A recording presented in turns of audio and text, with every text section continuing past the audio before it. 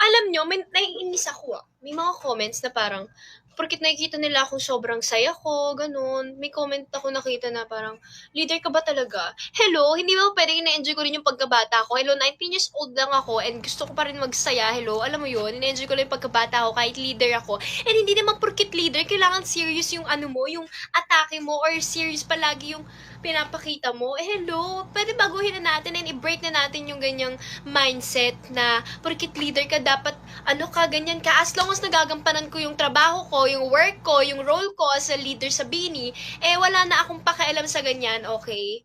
Let's break that mindset. Okay? Kung sino man yung nagsabi na yon, ha? Kung hindi kayo sanay sa leader na palaging tumatawa ng malakas at maingay, well, hello, I'm Joanna Robles and yun ako. Akala mo naman. Nice meeting you, ah. Gigigil mo ko eh.